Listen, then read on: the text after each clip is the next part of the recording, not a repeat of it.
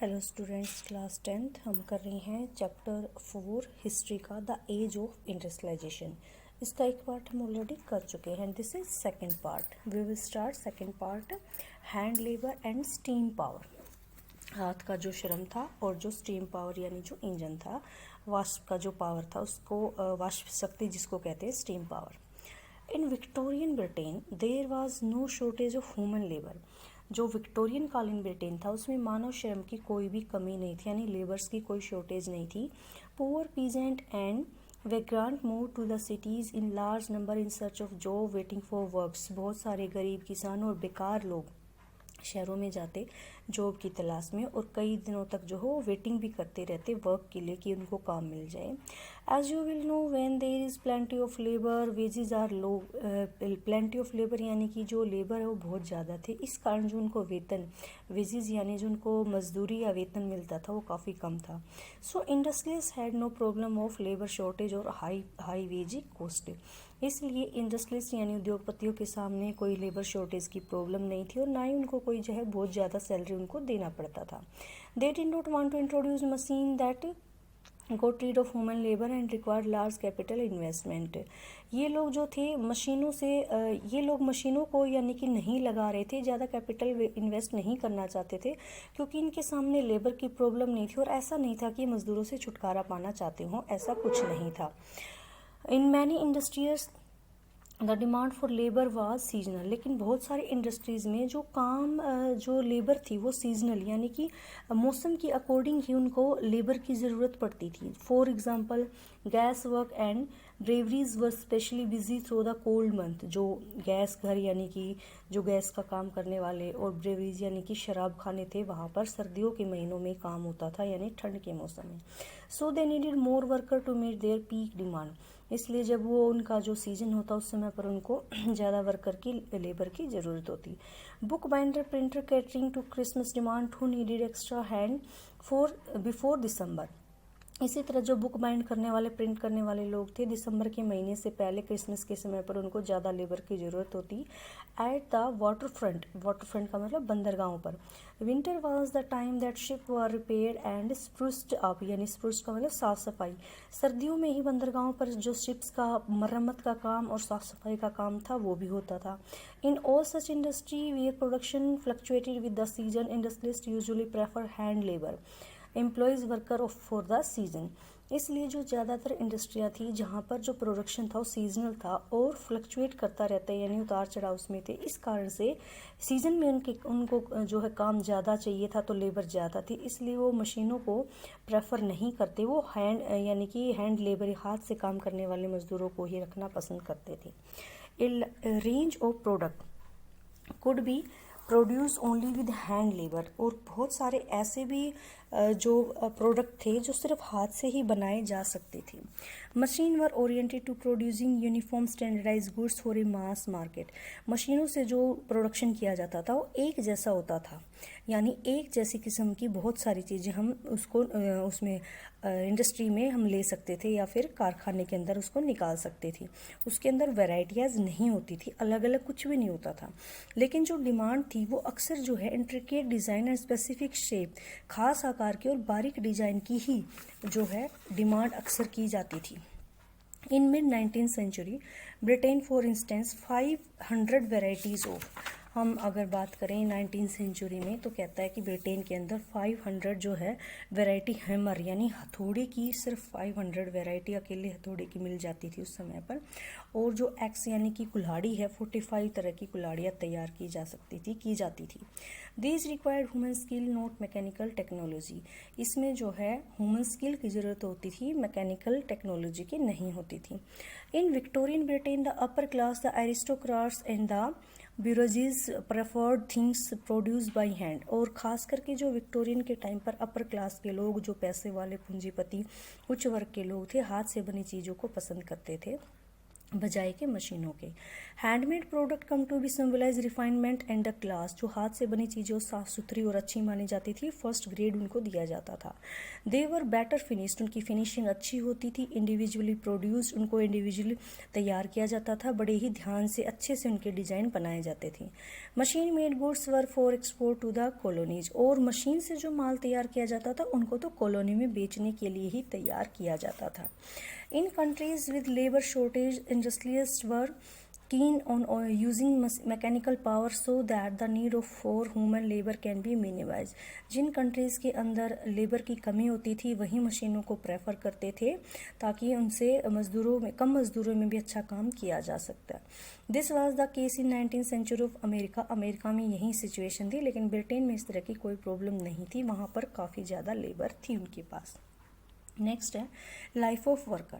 अब जो लाइफ है वर्कर्स की वो कैसी थी। The abundance of labour in the market affected the leaves of worker. बहुत ज़्यादा लेबर मिलता था मार्केट में, तो उनकी जो लिविंग स्टैंडर्ड या जो रहते थे वो किस तरह अफेक्ट होता था। एज न्यू जो possible job travel to the countryside, जैसे ही कोई ऐसी न्यूज़ पहुंचती कंट्री साइड में, गाँव में, कि नौकरियां जो है निकली हुई हैं या नौकरियों की खबर जो मिलती जॉब की, 100 ट्रैम टू द सिटीज़, हजारों के हुजूम में जो है यानी लोगों की भीड़ पूरी शहर की तरफ चल पड़ती काम की तलाश में। The actual possibility of getting a job dependent on existing network of friendship and कीन रिलेशन। और काम मिलने की पॉसिबिलिटी इस बात पर निर्भर करती थी कि भाई आपका जो पहले से ही वहाँ पर कोई ऐसा नेटवर्क हो, आपका दोस्त या कोई रिश्तेदार हो या कोई फैमिली मेम्बर हो। If you had a relative और ए फ्रेंड इन ए फैक्ट्री, अगर आपका कोई रिश्तेदार या दोस्त फैक्ट्री में है, you are more likely to get a job quickly, तो आपको ज़्यादा आसानी से जॉब मिल जाएगा। But not every one had social connection, लेकिन सभी का तो सोशल कनेक्शन यानी सामाजिक कनेक्शन नहीं होता है, सभी का तो ऐसे संपर्क नहीं होते हैं। Many job seeker have to wait weeks spending night under bridges और नाइट इन ए शेल्टर। बहुत सारे जो लोग जॉब चाहने वाले थे बहुत सारी रातें, हफ्तों, महीनों गुजार देते थे जो नाइट शेल्टर हैं या पुल के नीचे, क्योंकि ठंड बहुत ज़्यादा होती थी वहाँ पर, इसलिए। Some stayed in night refuge that were set up by private individual, कुछ जो है जो रात्रि के लिए रैन बसेरा नाइट रिफ्यूजीज कैंप बनाए होते उनमें स्टे करते, और कुछ जो लॉ अथॉरिटीज़ गरीबों के लिए बनाई होती थी, अनियमित होती थी, वहाँ पर टाइम स्पेंड करते यानी अपना समय निकाल देते। Seasonality of worker in many industries mean prolong period without work, और सीजनल काम होने के कारण काफ़ी लंबे समय तक मजदूरों को जो है खाली भी बैठना पड़ जाता था। After the busy season was over the poor were on the street again, जैसे ही बिजी सीजन बीत जाता तो दोबारा से गरीब लोग जो है स्ट्रीट यानी गलियों में आ जाते। Some return to the countryside after the winter, कुछ जो है वापस कंट्री साइड यानी कि गांव में चले जाते विंटर के बाद। When the demand for labour in rural area opened up in places, जहाँ पर हो सकता है कि उनको कुछ काम की संभावनाएं गांव में ही नजर आती हों। But most look for odd job which till mid 19th century were difficult to find, लेकिन बहुत सारे लोग शहरों में रहकर छोटा मोटा काम ढूंढने की कोशिश करते जो 19वीं शताब्दी में सेंचुरी में काम मिलना बहुत ही मुश्किल था। Wages increased somewhat in the early 19th century, but they tell us little about the welfare of the worker. हमें ये तो पता चलता है कि 19th सेंचुरी में कुछ वेजेस इंक्रीमेंट हुई थी, लेकिन उसमें वर्कर्स को कितना फ़ायदा हुआ ये नहीं बता सकती। The average figure hide the variation between trade and the fluctuation from year to year. जो एवरेज फिगर है वो अलग अलग ट्रेड में और फ्लक्चुएट करता रहता था, जो इनका ट्रेड था हर साल दर साल या हर एक ईयर, इसलिए हमें इस डाटा को अच्छे से नहीं बता सकते कि एक्चुअल में उनकी जो इनकम थी या वेजेस थे वो बढ़े। एक एग्जांपल देखते हैं। When the price rose sharply during the prolong Napoleonic war, जो नेपोलियन का काफ़ी लंबे समय तक वॉर चला, तो प्राइसेस जो है गुड्स के वो बढ़ चुके थे। The real value of what the worker earn fail significantly, अब जो वर्कर जो कमा रहे थे उनकी जो वास्तविक रियल जो वैल्यू होती है वो गिर चुकी थी। Since the same wage could now buy fewer thing, अब वो उसी पैसे से बहुत कम चीज़ें खरीद पाते थे जो कि वो उस पैसे से पहले ज़्यादा चीज़ें खरीद सकते थे। More over the income of worker depend not on the wage rate alone, ये जो वर्कर की इनकम है सिर्फ वेज रेट के ऊपर डिपेंड नहीं करती थी।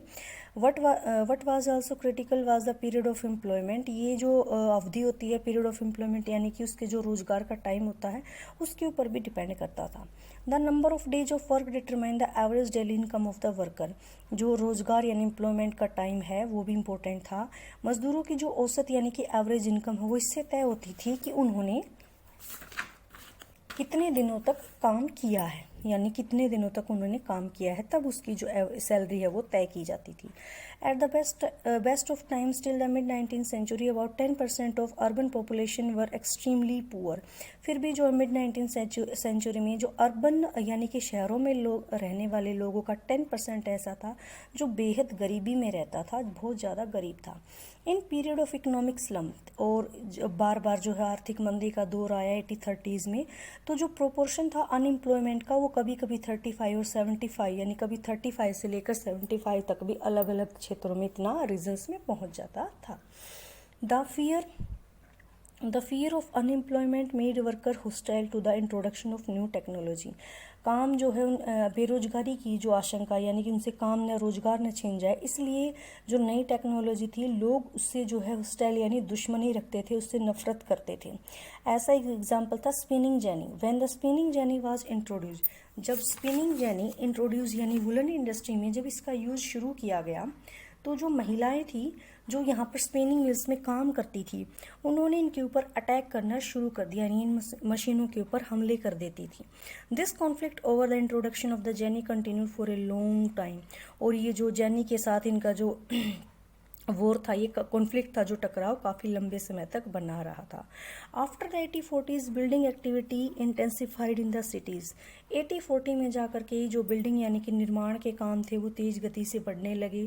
Opening up greater opportunity of employment, अब लोगों के सामने एम्प्लॉयमेंट की समस्याएं थोड़ी कम होने लगी, क्योंकि रोजगार नए नए आने लगे, जैसे कि रोड वर वाइडेंट, रोड चौड़े किए जाने लगे, रेलवे स्टेशन बनाए जाने लगे, रेलवे लाइन्स का एक्सटेंशन किया जाने लगा, टनल्स सुरंगें बनाई जाने लगी, ड्रेनेज सीवरेज लेड रिवर एम्बाग, नदियों पर छोटे छोटे बांध बनाए जाने लगे, सीवरेज सिस्टम निकालने लगा। तो ऐसे करके लोगों के पास काफ़ी सारा काम जो है एम्प्लॉयमेंट मिलने लगा। The number of workers employed in the transport industry double in the 1840। और इस तरह से जो एम्प्लॉयमेंट जो ट्रांसपोर्ट इंडस्ट्री में थे वो दोगुने हो चुके, यानी अब जो उनके पास काम दोगुना था। और आने वाले double again in the subsequent 30 year, आने वाले 30 सालों में फिर से ये दोगुने हो चुके, यानी 80-40 तक आते आते लोगों के पास रोजगार के जो अपॉर्चुनिटीज़ थी वो बढ़ चुकी थी। नेक्स्ट करेंगे हम अगले वीडियो में। इस पार्ट में हम इतना ही करते हैं। टिल देन ओके बेटा।